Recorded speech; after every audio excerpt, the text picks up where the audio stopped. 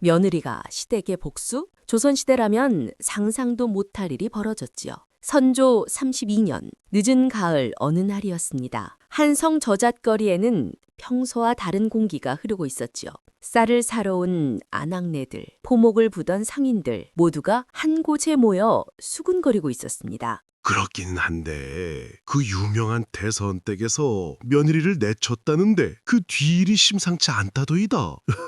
흐흐, 양반과 안방일이 무슨 대수라고? 아니요, 이번 일은 다르단 말이오. 그 며느리가 말이오, 지금 대궐에 있다 하지 않소? 저잣거리의 소문은 불씨처럼 번져나갔지요. 명문 대사원가에서 쫓겨난 며느리가 어찌된 일인지 궁궐의 총애를 받고 있다는 것이었지요. 그리고 곧 그 집안에 큰 변구가 닥칠 것이라는 소문까지 덧붙여졌소. 그날 피눈물을 머금은 여인은 조용히 문을 나섰소. 그러나 아무도 몰랐지요. 그녀가 시댁에 역풍을 몰고 올 줄은. 사람들은 말하였소. 여자의 한이 가장 무섭다고. 조선의 여인에게 복수란 그저 꿈속의 이야기일 뿐이었지요. 삼중지도라요 굴레 아래 시집가서 당한 모든 수모를 가슴에 묻고 살아야 하는 것이 여인의 운명이었으니까요. 이 이야기의 주인공은 달랐습니다. 이 이야기 단순한 며느리의 비극이 아니요. 조선의 엄격한 예법 속에서 꺾인 여인이 어떻게 그들을 무너뜨렸는가에 대한 이야기요. 권력과 명예로 무장한 시댁을 한 여인이 어떻게 무릎 꿇렸는지 그 놀라운 반전의 기록입니다. 그럼 이제 그녀가 어떤 여인이었는지, 왜 명문가에서 그녀를 내쫓아야만 했는지 시작하겠습니다.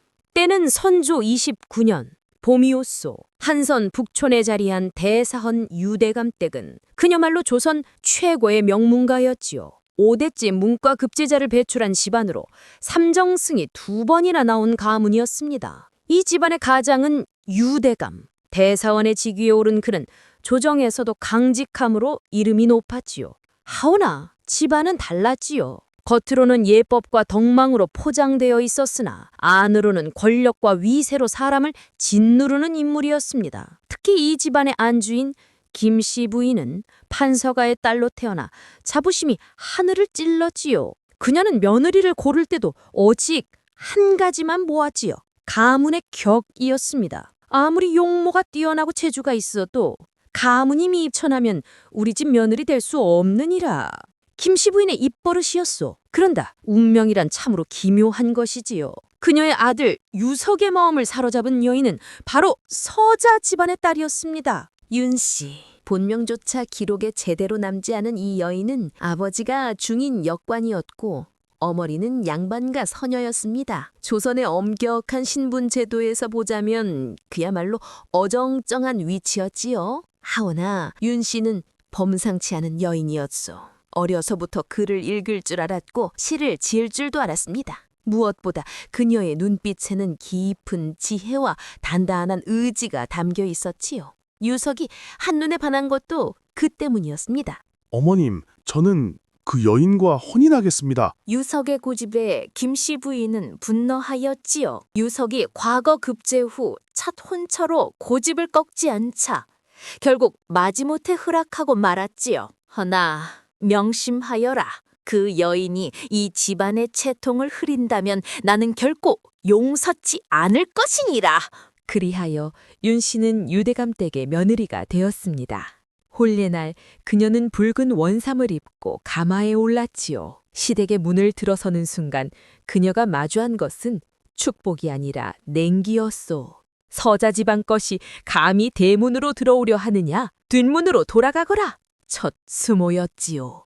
혼례를 마친 후 패백을 들을 때도 마찬가지였습니다. 김씨 부인은 윤 씨가 올린 술잔을 받지도 않고 차갑게 내뱉었소. 재주가 좀 있다고 양반 행세를 하려 드는구나. 네 어미가 천한 것을 모르는 줄 아느냐. 옆에 있던 유석은 고개를 숙인 채 한마디도 하지 못했소. 윤 씨는 그 순간 깨달았지요. 이 집에서 자신은 며느리가 아니라 그저 멸시의 대상일 뿐이라는 것을. 이 집안에는 또 다른 인물이 있었습니다. 바로 유석의 서재에 드나드는 여인 소하였지요. 소하는 관계 출신으로 유석이 과거 급제 축허연에서 만난 여인이었지요. 김씨 부인은 묘하게도 소하에게는 관대했어. 어차피 양반가 남사가 첩 하나쯤 두는 것은 당연한 일이라며 은근히 소하를 편들었지요. 그 이유는 간단했지요. 윤 씨를 괴롭힐 수단이 필요했던 것이었습니다. 그리하여 윤 씨는 그 집에 들어선 첫날부터 숨 쉴 틈조차 없었습니다. 아침 일찍 일어나 시부모님께 문안을 드려도 돌아오는 것은 차가운 눈빛뿐. 정성껏 음식을 준비해도 간이 맞지 않는다며 내쳐졌지요. 더욱 가혹한 것은 남편 유석의 태도였습니다. 그는 어머니 앞에서는 한없이 작아지는 사람이었지요. 아내가 모욕당해도 가슴 아픈 일을 당해도 그는 침묵으로 일관했지요. 부인, 어머님의 뜻을 거스르면 아니 돼요. 조금만 참으시오. 참으라는 말, 그것이 윤 씨가 듣는 유일한 위로였습니다. 밤이면 윤 씨는 혼자 방에 앉아 창밖의 달을 바라보며 눈물을 흘렸지요. 아무도 그녀의 눈물을 닦아주지 않았지요. 이 집에서 그녀는 철저히 혼자였어. 그리고 시간이 흐를수록 김씨 부인과 소아의 압박은 더욱 노골적으로 변해갔지요. 이것은 단순한 시집살이가 아니었어. 계획된 괴롭힘이었지요. 그들은 윤 씨를 이 집에서 쫓아내기 위해 치밀한 음모를 꾸미고 있었죠. 그리고 드디어 그 첫 번째 사건이 터졌어. 혼례 후 보름이 지난 어느 날 아침이었소. 윤 씨는 평소처럼 시부모께 문안을 드리러 안채로 향했지요. 그런데 그날은 분위기가 심상치 않았소. 마루에는 김씨 부인뿐 아니라 유대감과 집안의 어른들이 모두 모여 있었소. 그리고 그 중앙에는 상이 하나 차려져 있었지요. 며느리가 왔구나. 김씨 부인의 목소리에는 냉기가 서려 있었소. 예, 마님, 문안 여쭙습니다. 윤 씨가 공손히 절을 올리자 김씨 부인이 손가락으로 상을 가리켰소. 저 상이 무엇이냐? 예? 윤 씨는 당황하여 상을 살펴보았소. 그런데 이게 웬일이오? 상 위에는 시부모님께 올릴 음식이 아니라 제사상 같은 것이 차려져 있었지요. 그것도 형편없이 어지럽게 말이오. 이것이 바로 네가 오늘 새벽에 준비한 상이라고 하지 않더냐? 아니옵니다, 마님. 소녀는 그런 상을... 닥치거라! 김씨 부인의 호통이 안채를 올렸소. 천한 것 주제에 어찌 위더른을 속이려 드느냐? 너는 오늘 새벽 몰래 부엌에서 이런 망측한 상을 차렸느니라. 시부모를 저주하려 했던 게 아니더냐? 그럴 리가 없습니다. 소녀는 결코... 증거가 있느니라. 소아야, 네가 본 것을 말하여라. 그 순간 구석에 서 있던 소아가 나섰소. 그녀의 얼굴에는 묘한 미소가 떠올라 있었지요. 예, 마님. 소녀가 새벽 일찍 부엌에 물을 뜨러 갔다가 윤신마님께서 이상한 상을 차리시는 것을 보았나이다. 놀라서 가만히 지켜보았더니 제사상 같은 것을 차려놓고 무언가 중얼거리시다이다. 거짓말입니다. 저는 오늘 새벽 제 방에... 닥쳐거라. 그때까지 침묵하고 있던 유대감이 입을 열었소. 아가야, 이 집안은 5대째 충여로 이름난 가문이니라. 그런데 네가 감히 시부모를 저주하려 했다는 것이냐? 이것이 사실이라면 네가 이 집에 있을 수 없느니라. 되감마님, 정말 억울하옵니다. 소녀는 그런 일을 한 적이... 그때 유석이 급히 들어왔소. 아내의 위기를 듣고 달려온 것이지요. 아버님, 어머님, 이것은 필시 무슨 오해가... 네 아내를 두둔하려 드느냐, 이놈아! 김씨 부인이 다그쳤소. 어머니가 거짓말을 하겠느냐? 소아가 거짓 증언을 하겠느냐? 네 아내가 이런 짓을 했다는 것이 밝혀진 이상 우리는 결단을 내려야 하느니라. 유석은 어머니의 기세에 놀려 입을 다물고 말았소. 그리고 고개를 돌려 아내를 바라보았지요. 그의 눈빛에는 미안함이 담겨 있었으나 그는 아무 말도 하지 못했어. 윤 씨는 그 순간 깊은 절망을 느꼈소. 남편마저 자신을 지켜주지 않는다는 사실이 모든 것보다 더 큰 상처로 다가왔지요. 일단 네 방으로 물러가 있거라. 이 일을 어찌 처리할지는 집안 어른들과 의논한 후에 결정하겠느니라. 윤 씨는 떨리는 다리를 끌며 방으로 돌아왔어. 그리고 그날 밤 그녀는 한숨도 자지 못하고 앉아 있었지요. 촛불을 바라보며 그녀는 생각했어. 이것은 시작일 뿐이구나. 저들은 나를 이 집에서 내쫓으려 하고 있어. 그녀의 예감은 정확했소. 허나 그것은 시작에 불과하였소. 시댁의 멸시는 날이 갈수록 깊어져 갔으니 그리고 더 큰 음모가 윤 씨를 향해 다가오고 있었소. 그것도 아주 치밀하고 잔혹하게 말이요. 첫 사건 이후 윤 씨의 삶은 더욱 비참해졌소. 김 씨 부인은 노골적으로 윤 씨를 무시했고 집안 하인들조차 그녀를 함부로 대했지요.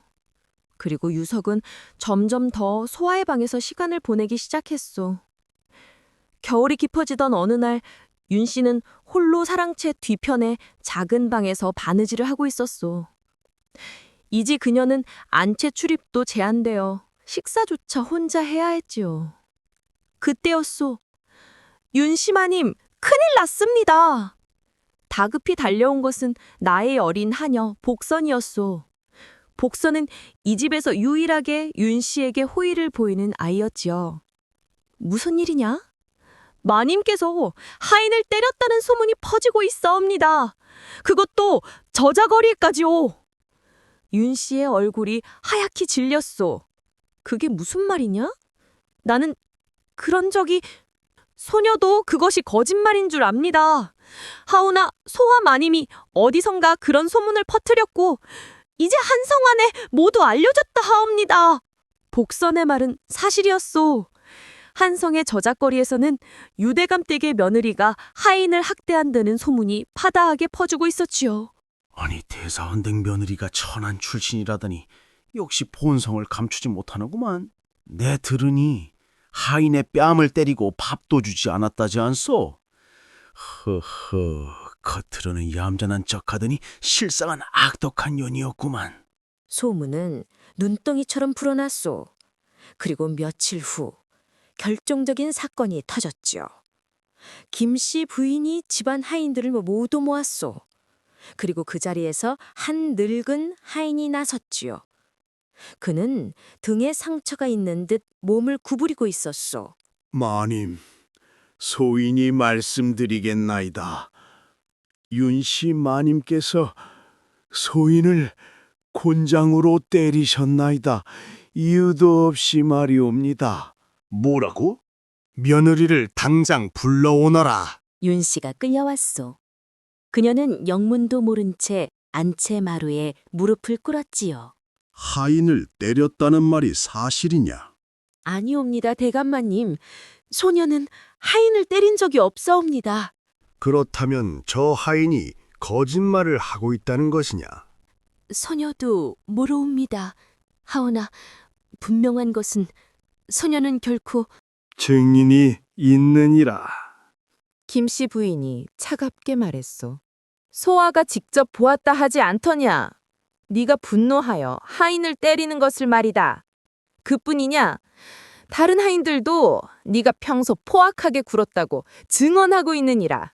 그 말이 끝나자 하인들이 하나씩 나서기 시작했소. 모두 입을 모아 윤 씨가 자신들을 학대했다고 말했지요. 물론 모두 거짓이었소. 김 씨 부인과 소하가 미리 짜놓은 각본이었지요.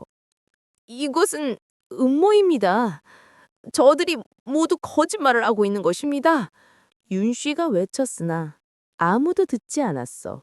며느리의 죄가 명백하니 더 이상 이 집에 둘 수 없소. 유대감이 냉정하게 선언했어. 친정에 통문을 보내겠소. 며느리로서 부덕한 행실을 저질렀으니 질거지하게 해당하는 것이요. 내일 아침 짐을 싸서 떠나시오. 아니되옵니다. 그때 유석이 무릎을 꿇었어. 하오나 그의 말은 아내를 지키는 것이 아니었지요. 부인이 잘못하였사오니 한 번만 용서해 주시옵소서. 제가 잘 타일러 다시는 이런 일이 없도록 하겠나이다. 윤 씨는 남편을 바라보았소. 그의 눈에는 자신이 정말로 잘못했다고 믿는 빛을 서려 있었지요. 그 순간 윤 씨의 가슴에서 무언가가 무너져 내렸소. 이 사람도 나를 믿지 않는구나. 유석! 윤 씨가 남편을 불렀소. 그년의 목소리는 떨리지 않았죠. 부디 건강하시게. 그리고 진실은 언젠가 밝혀질 것이외다. 이튿날 새벽 윤 씨는 초라한 보따리 한 달을 들고 대문 앞에 섰소. 아무도 배웅하지 않았죠. 하인들은 멀리서 수근거렸고 김 씨 부인은 냉소를 머금은 채 사랑채 창문 너머로 바라볼 뿐이었소.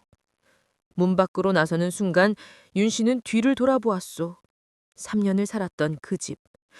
하오나 한 번도 따뜻하지 않았던 곳이었지요. 마님! 복선이 몰래 달려와 윤 씨의 손에 작은 주머니를 쥐어주었소. 소녀가 모은 돈입니다. 부디 몸조리 잘하시옵소서. 윤 씨는 말없이 고개를 끄덕였소.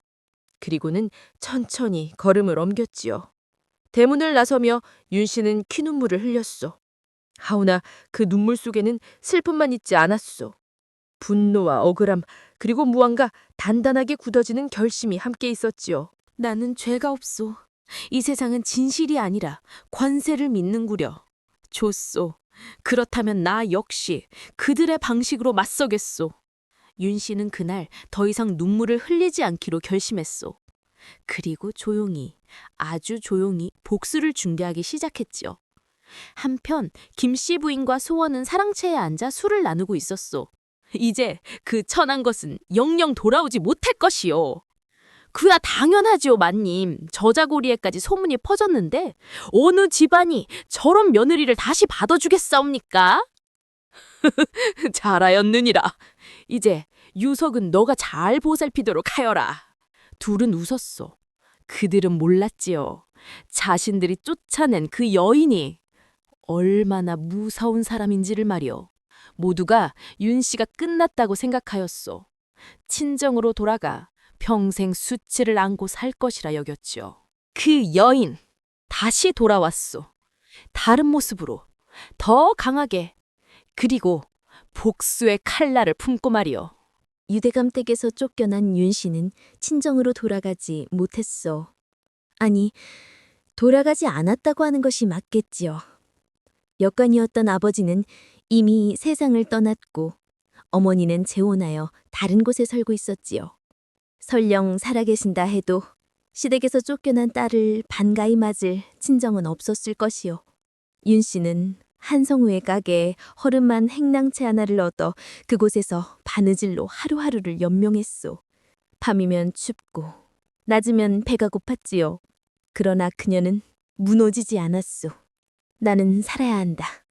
그리고 반드시 진실을 밝혀야 한다. 그렇게 한 달이 흘렀소. 어느 날 저녁 윤 씨가 바느질감을 팔러 시전에 갔을 때였소. 그곳에서 한 중년 부인과 마주쳤지요. 그 부인은 윤 씨를 보자마자 눈을 크게 떴소. 어머, 혹시 윤 씨 아니냐? 누구십니까? 나를 잊었느냐? 나는 네 외숙모 박신이라 어머니의 동생이지. 박씨 부인. 윤 씨의 어머니는 양반과 서녀였다고 말씀드렸지요. 그 어머니의 적통 동생이 바로 박씨였소. 박씨는 일찍이 궁에 들어가 내명부 상궁이 되어 있었지요. 외숙모, 잘 계셨습니까? 윤 씨의 눈에서 처음으로 눈물이 흘러내렸소. 그동안 참고 참았던 것들이 친척을 만난 순간 무너져 내린 것이지요. 박 씨는 윤 씨의 손을 잡았소. 그간 무슨 일이 있었느냐? 네가 명문가에 시집갔다는 소식을 들었는데 어찌 이런 곳에? 윤 씨는 모든 것을 털어놓았소. 시댁에서 당한 모욕, 거진 누명, 그리고 억울하게 쫓겨난 일까지. 박 씨는 그 이야기를 듣고 분노했지요. 그런 일이 유대감댁이 그렇게 악독한 집안이었단 말이냐? 외숙모, 저는 이제 어쩌어야 할지 모르겠습니다. 아니다. 박 씨가 윤 씨의 어깨를 잡았소. 너는 죽을 만큼 고생했으나 아직 끝나지 않았느니라.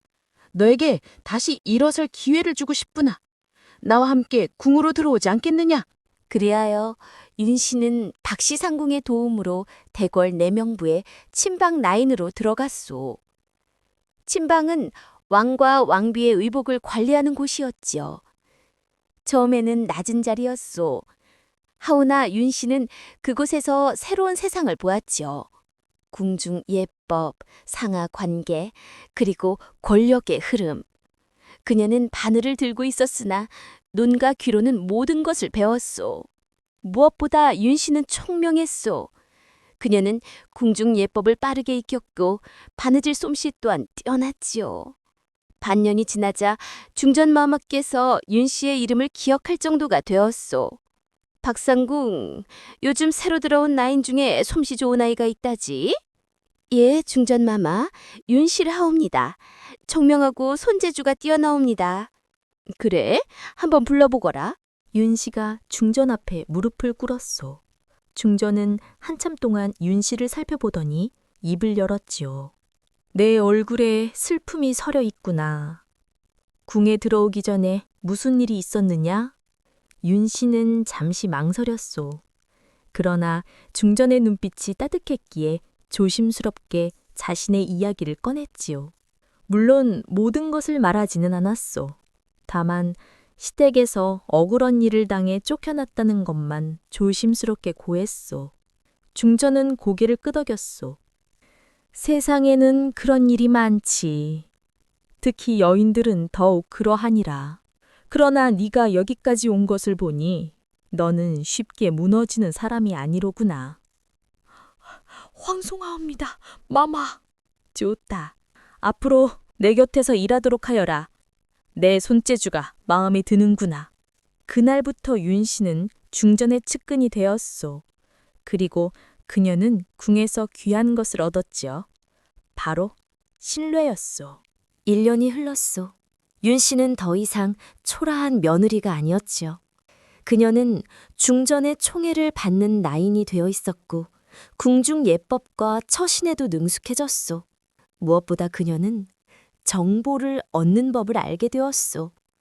궁궐은 모든 소문이 모이는 곳이었지요. 양반과의 비리, 조정의 권력 다툼, 숨겨진 비밀들. 윤 씨는 귀를 열고 입을 닫고 모든 것을 기억했어.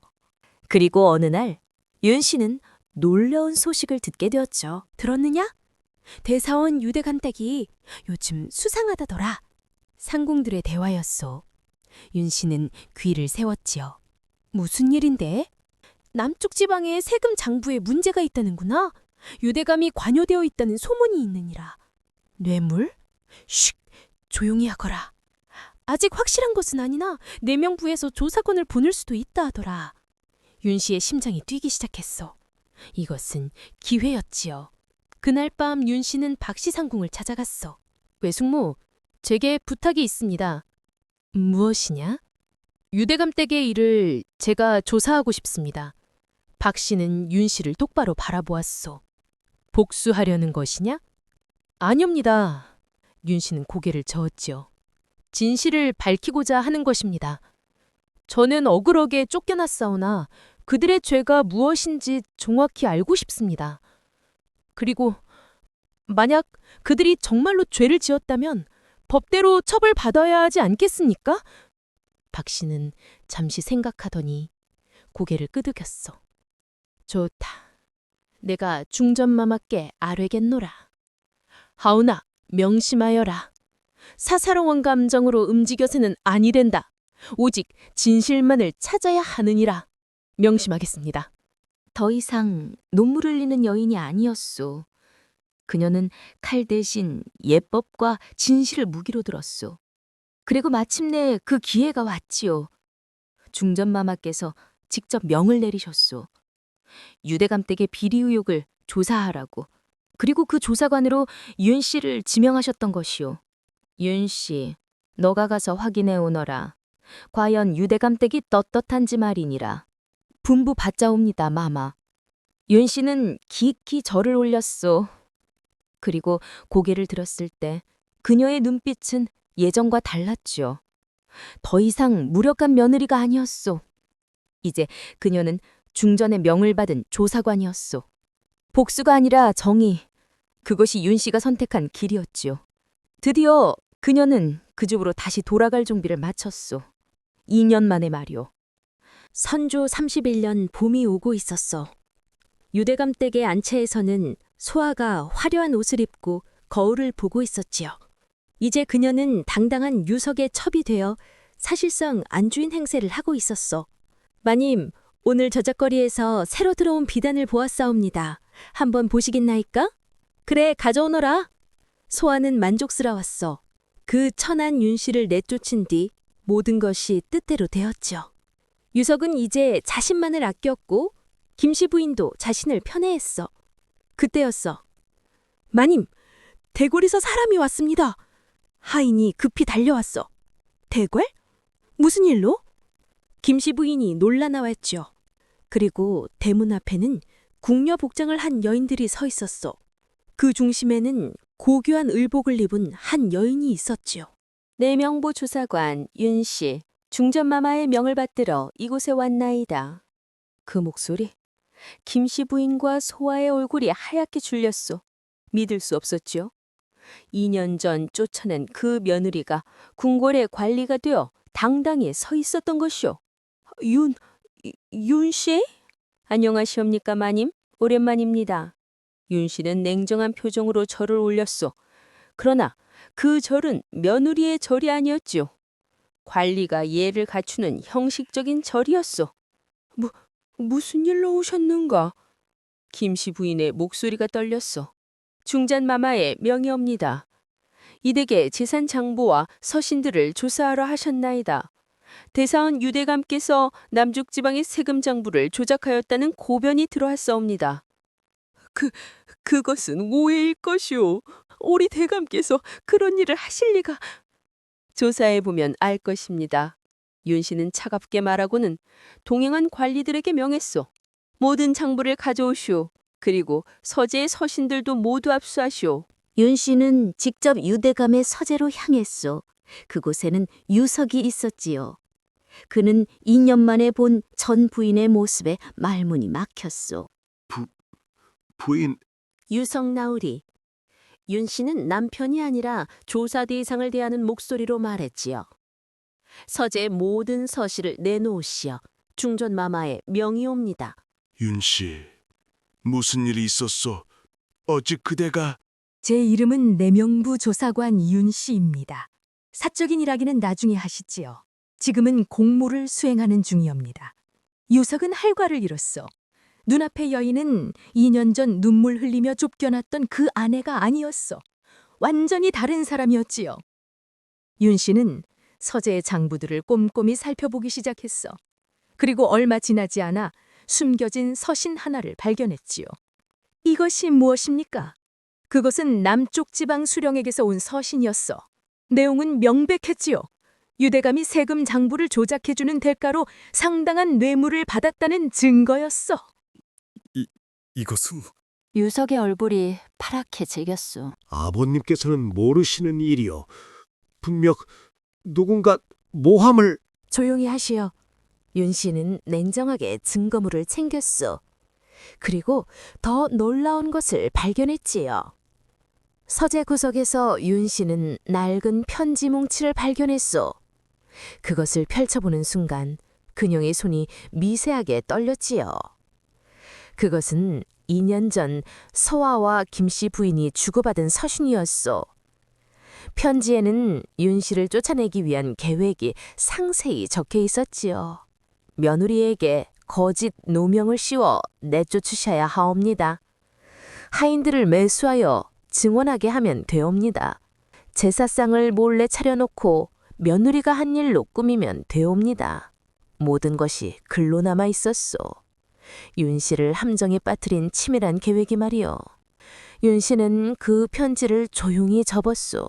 그리고 안채로 향했지요. 마님, 소아 씨. 윤 씨가 안채에 들어서자 둘은 불안한 눈빛으로 그녀를 바라보았소. 이것들이 무엇인지 아시겠습니까? 윤 씨는 편지들을 펼쳐 보였소. 김 씨 부인과 소하의 얼굴에서 핏기가 싹 빠졌지요. 그것은 2년 전 두 분께서 저를 쫓아내기 위해 꾸민 음모의 증거입니다. 하인들을 매수한 것, 거짓 제사상을 만든 것, 저작거리에 거짓 소문을 퍼뜨린 것 모두 여기 적혀 있습니다. 아니요, 그것은... 소아가 변명하려 했으나 윤 씨는 차갑게 말을 이었소. 더 심각한 것은 대사원 유대감의 비리입니다. 남쪽 지방 수령과의 뇌물수수 증거가 명백히 있습니다. 이것은 중전마마께 즉시 보고되어야 할 사안입니다. 제발! 김 씨 부인이 무릎을 꿇으려 했소. 하오나 윤 씨는 한 발 물러섰지요. 마님, 저는 복수하러 온 것이 아닙니다. 다만 진실을 밝히러 왔을 뿐입니다. 두 분께서 저에게 하신 일은 억울하였으나 그것보다 더 큰 죄는 나라의 법을 어긴 것입니다. 그때 유대감이 조정에서 돌아왔소. 대문 앞에 궁궐 관리들을 보고 그는 이미 모든 것을 직감했지요. 대사헌 유대감, 중전마마의 명으로 칠포하겠습니다. 윤 씨의 명에 따라 관리들이 유대감을 붙잡았소. 명망 높던 대사헌은 순식간에 죄인이 되었지요. 이게 무슨 일이야? 대감께서는 남쪽 지방의 세금 장부를 조작하고 뇌물을 받으셨습니다. 증거가 명백하옵니다. 유대감은 윤 씨를 보고 경악했어. 네가 며느리? 아니옵니다. 저는 이제 이 집의 며느리가 아닙니다. 저는 중전 마마의 명을 받은 조사관일 뿐입니다. 며칠 후 조정에서 판결이 내려졌소. 유대감은 관직에서 파직되고 집안의 재산 일부가 몰수되었지요. 소아는 거짓 증언과 모함의 죄로 곤장 80대를 맞고 노비로 전락했소.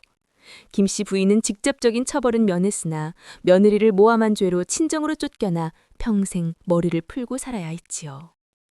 가문은 몰락했소. 5대째 이어온 명성은 하루아침에 무너졌소. 모든 일이 끝난 후 윤 씨는 마지막으로 그 집을 찾았소. 이제 텅 빈 안채에는 아무도 없었지요. 오직 유석만이 서재에 앉아 있었소. 윤씨, 유석이 조용히 불렀소. 내가 미안하오. 그때 당신을 지켜주지 못한 것이 이미 지난 일입니다. 윤 씨는 쓸쓸히 미소 지었지요. 저는 복수하려던 것이 아니었습니다. 다만 진실이 밝혀지길 원했을 뿐입니다. 그리고 이제 그 진실이 모두 드러났습니다. 윤 씨는 대문 앞에 서서 한마디를 남겼소. 부디 건강하십시오, 유성나으리. 그리고 앞으로는 진실을 외면하지 마십시오. 그리고 그녀는 조용히 걸어나갔지요. 뒤 돌아붙지 않고 말이요. 그로부터 1년이 흘러 윤 씨는 궁궐에 남지 않았소. 중전마마께서는 그녀에게 더 높은 자리를 주려 했으나 윤 씨는 정중히 사양했지요. 마마, 소인은 이제 다른 삶을 살고자 하옵니다. 무엇을 하려느냐? 억울하게 고통받는 여인들을 돕고 싶사옵니다. 그들에게 글을 가르치고 세상을 살아가는 법을 알려주고 싶습니다.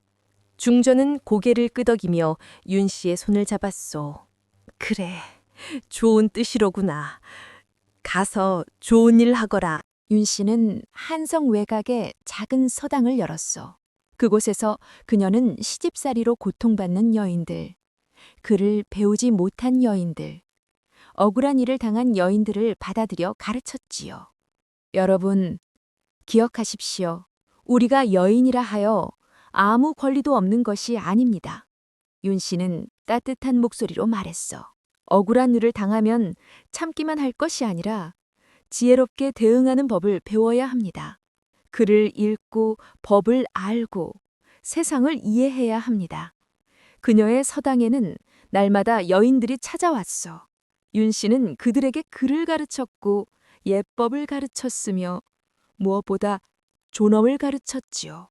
어느 날 한 젊은 여인이 윤 씨를 찾아왔어.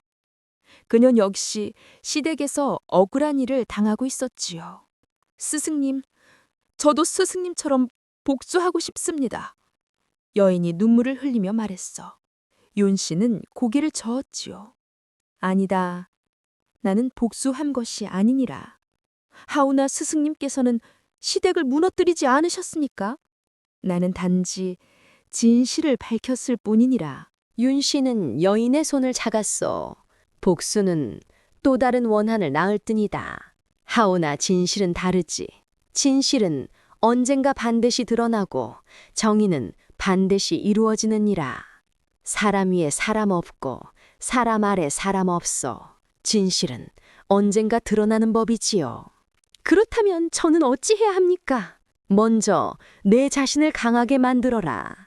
글을 배우고 지혜를 쌓고 세상을 알아라. 그리고 기회가 왔을 때 정의롭게 맞서라. 복수가 아니라 진실로 말이다. 해가 지는 저녁, 윤 씨는 서당마루에 앉아 하늘을 바라보았어. 조선이라 하여 모든 여인이 억울하게 살아야 하는 것은 아니었구나. 그녀는 미소 지었어. 억울함은 반드시 그 자취를 남기고 진실은 때로 천천히 그러나 끝내 승리하는구나. 윤 씨는 더 이상 피눈물을 흘리지 않았어. 그녀는 이제 당당한 스승이었고 많은 여인들의 희망이었지요. 사람들은 말하지요. 억울한 일을 당해도 끝까지 포기하지 말라. 진실은 반드시 밝혀진다. 여인이라 하여 약한 것이 아니다. 지혜와 인내로 맞서면 세상도 변할 수 있다. 이처럼 시대가 엄혹하였어도 꺾이지 않은 여인의 길이 있었어.